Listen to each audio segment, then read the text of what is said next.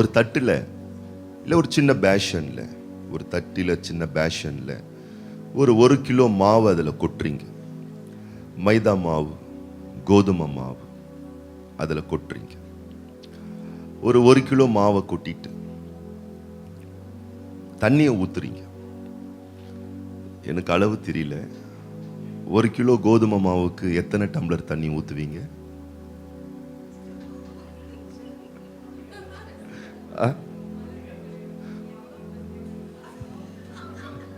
இல்ல, அந்த kilo packet மாவுலாம் வருது இல்ல, சப்பாத்தி சுடுறதுக்கு பேஷன்ல கொட்டுறோம், அப்புறம் தண்ணி ஊத்தி பசைறோம்ல, 1/2 டம்ளரா? எங்களுக்கு தெரியாதுதா. சரி, 1/2 டம்ளரோ 1 டம்ளரோ 2 டம்ளரோ 3 டம்ளரோ தண்ணியை பேஷன்ல ஊத்துறோம், பிசைறோம் பிசைறோம் பிசைறோம். இப்போ தூளா இருந்தது உறுதியான ஒரு நிலை வந்து விட்டது. சரி, இப்ப மாவு கிடைச்சிருச்சு. தண்ணி எங்க? ஒரு டம்ளர் 2 டம்ளர் 3 டம்ளர் ஊத்தணுமே, தண்ணி எங்க? மிக்ஸ் ஆயிருச்சு. சொல்லுங்க பார்க்கலாம். மாவா மாறிய தண்ணியை இப்ப வெளியே எடுக்க முடியுமா? எடுக்கவே முடியாது. அல்லேலூயா. நம்மளும் தூசாதான் இருந்தோம். வேதம் சொல்லுகிறது மனுஷன் மண்ணு, அது தூசு. சொல்லுங்க பார்க்கலாம். தூசு ஊதுனா பறக்கிற தூசு என்னது? நம்ம தான். இந்த தூசுக்குள்ள அந்த ஆவியானவருடைய நீர் உள்ள வந்துச்சு. அந்த தண்ணி திருத்துவ தேவன், ஆவியான தேவன், ஆவியான தேவனுடைய அந்த ஆவி இந்த தூளுக்குள்ள வந்துச்சு. அந்த ஆவி என்னும் நீர், அந்த ஆவி என்னும் ஜலம் நமக்குள்ள வந்துச்சு. இப்போ உள்ள வந்த உடனே இப்ப நம்ம என்ன ஆயிட்டோம்? சொல்லுங்க பார்க்கலாம். பிரமிக்கத்தக்க அதிசயமாய் படைக்கப்பட்டு மாவு, கோதுமை மாவு, தூளு மாவு இப்ப சப்பாத்தி மாவு ஆயிருச்சு. இப்ப தண்ணி எங்க இருக்குன்னா தெரியல. தண்ணி தெரியாததுனால நல்லா புரிஞ்சுக்கணும். நிறைய பேர் என்ன நினைச்சிடுறாங்கன்னா, மாவு தான் பிரதானம்னு நினைக்கிறாங்க. தூளா இருந்த அந்த மாவை சப்பாத்தி மாவா மாத்தினதே தண்ணி தான். தூசியா இருந்த நம்மள பிரமிக்கத்தக்க அதிசயமாய் படைத்ததே அந்த ஜீவ ஆவிதான். இதோ நான் பிரமிக்கத்தக்க அதிசயமாய் படைக்கப்பட்டிருக்கிறேன். படைப்பே பிரமாதம், படைப்பே பிரம்மாண்டம், படைப்பே விசேஷம். காகங்களை கவனித்து பாருங்கள், அவைகளை பார்க்கிலும் நீங்கள் விசேஷித்தவர்கள் அல்லவா? ஆகாயத்து பட்சிகளை கவனித்து பாருங்கள், என் அன்பு மகனே மகளை, அவைகளை பார்க்கிலும் நீங்கள் விசேஷித்தவர்கள் அல்லவா? எத்தனை பிரமிப்பா என்னை படைத்து வைத்து விட்டார். இப்போ சப்பாத்தி மாவை டைரக்டா பார்த்தா அதுல தண்ணி இல்லை, ஆனா தண்ணி தான் சப்பாத்தி மாவு வருவதற்கே காரணமா இருந்தது. இப்போ என்ன பார்க்கும் பொழுது ஆவியானவர் தெரியாம இருக்கலாம். உங்களை பார்க்கும் பொழுது தேவனுடைய அந்த மேன்மையான காரியங்கள் தெரியாம இருக்கலாம். ஆனா நான் சொல்லுகிறேன், நம்மை இந்த ஸ்தானத்தில் வைத்திருப்பதே தேவ தயவு, தேவ இரக்கம், தேவ கிருபை, தேவ கருணை, தேவ காருண்யம், தேவ உதவி, தேவ ஒத்தாசை, தேவ அனுக்கிரகம், தேவ சமூகம், தேவ பிரசன்னம், எல்லாமே தலையிலிருந்து கால் வரைக்கும் வாழ்க்கை ஃபுல்லா ஆண்டவர் வேலை பார்த்திருக்கார். முழுக்க முழுக்க இறங்கி வேலை பார்த்திருக்கிறார். ஒவ்வொரு நம்முடைய கண்ணுடைய தலைய செவிகளை ஒன்னு கைகளை வச்சு அழகா படைத்து செதுக்கி உருவாக்கி அந்த குயவனுடைய கரங்கள் நம்மை வளைந்திருக்கிறது, படைத்திருக்கிறது, செதுக்கி இருக்கிறது, உருவாக்கி இருக்கிறது. எத்தனை பிரமாண்ட படைப்பாயில் நம்மை படைத்த தேவன், படைத்த நம்மை எல்லா படைப்பையும் படைச்சு மண்டைய கீழே விட்டாரு. எல்லா படைப்பும் படைச்சுனா பண்ணார், மண்டைய தலைய கீழே விட்டார். சிங்கம் மண்டைய கீழே விட்டாரு. சிங்கம் இங்கதான் இப்படிதான் பார்க்கும், புறா இப்படிதான் பார்க்கும், கழுகு உயர பறந்தாலும் இப்படிதான் பார்க்கும். ஆனா நம்ம மண்டையை இப்படி பார்க்க வச்சிட்டாரு. எல்லாத்தையும் இப்படி பார்க்க வச்சவரு என்ன மட்டும் இப்படி பார்க்க வச்சாரு.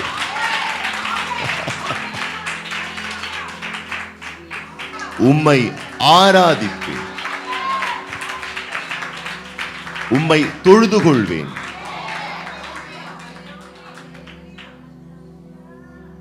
ஆண்டவர் பார்த்தார், எல்லாம் அங்க பாரு, நீ மட்டும் என்ன பாரு. ஆண்டவர் படைச்ச படைப்பெல்லாம் பார்த்து, சிங்கத்தை பார்த்து நீ அங்க பாரு, யானையை பார்த்து நீ அங்க பாரு, நீ அங்க பாரு, மனுஷனை பார்த்து நீ என்ன பாரு.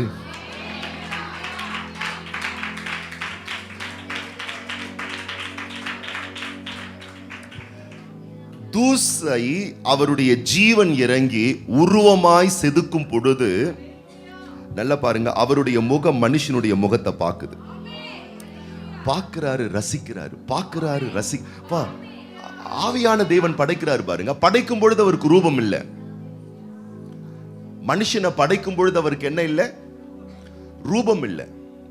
ஆவியான தேவன் எதை கற்பனை பண்ணி படைக்கிறாரு? இப்ப பாருங்க, நீங்க ஒரு புதுசா ஒண்ணு நீங்க டெஸ்ட் பண்ணி பார்க்குறீங்க. இவ்வளவு நாள் நம்ம கேசரி ஒரு மாதிரி செஞ்சோம். இப்போ யூடியூப்ல ஒருத்தவங்க சொன்னாங்க இது மாதிரி ஸ்பெஷலா செய்யணும்னு. அப்ப இது மாதிரி செய்வோம். நீங்க கேசரி கிண்டும் போது எப்படி கிண்டுவீங்க? புதுசா ஒருத்தவங்க சொன்னதை பார்த்து அதை மனசுல வச்சு இல்ல எழுதி வச்சு அதை அப்படியே செய்வீங்க.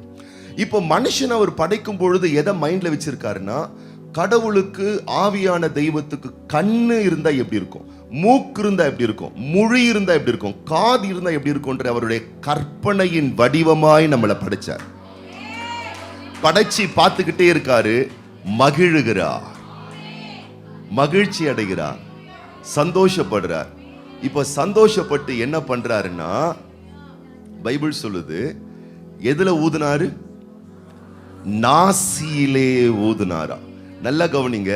இப்போ அந்த மண்ணு மேல படைத்த கடவுளுடைய ஜீவனுடைய தொடுதல் வருது. வாயோட வாயா மூக்கோட வாயா வச்சு ஊதுறாரு பாருங்க. வேற யாருக்கும் அப்படி அவர் செய்யல. அப்பவே அவர் என்ன பிளான் பண்ணிட்டாருன்னா, நீ சாதாரணமானவன் அல்ல, நீ என்னுடையவன், நீ எனக்கு சொந்தமானவன். இந்த உலகத்தில் உள்ள எல்லா நெருக்க உறவுகளை விட 1000 மடங்கு நெருக்கமானவர். இது நமக்கு நல்லா உள்வாங்கணும் பாருங்க. இந்த உலகத்துல நான் சொல்றேன், உங்களுக்கு அப்பா இருக்கலாம், அம்மா இருக்கலாம், மனைவி இருக்கலாம், கணவன் இருக்கலாம், பிள்ளைங்கள் இருக்கலாம், இவங்கெல்லாம் வேணும். இந்த உறவெல்லாம் கொடுத்தது அவர் தான். ஆனா இந்த உறவுகளுக்கு மேல அவர் இருக்கணும். எல்லா உறவும் வேணும், எல்லா உறவும் அவர் தந்தது, எல்லா உறவை மதிக்கணும், வேணும், கனப்படுத்தணும். ஆனா எல்லா உறவை பார்க்கிலும் இவர் மேலான உறவு, எல்லா உறவை பார்க்கிலும் இவர் உயர்வான உறவு, எல்லா உறவுகளை பார்க்கிலும் 2 கரங்களை உற்சாகமா தட்டி சொல்லுங்க, இவரே சிறந்த உறவு. என்னை முதலாய் தொட்டவர், என்னை தொட்டு படைத்தவர், என்னை உருவாக்கினவர், எனக்கு உடலை தந்தவர், வடிவம் தந்தவர், ஜீவனை தந்தவர். இப்போ மனுஷனை படைச்சிட்டார்.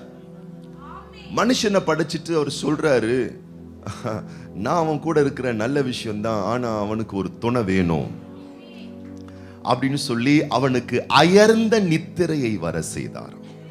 நல்லா தூங்க வச்சிட்டார் ஆண்டவர். அல்லேலூயா சொல்லுங்க பார்க்கலாம். ஆண்டவர் நல்லா தூங்க வச்சிட்டாராம். நான் சொல்லட்டுமா, இந்த உலகத்துல ஆண்டவரை போல உன்னை நிம்மதியா இந்த உலகத்துல வாழ வைக்கிற ஒரு உறவு,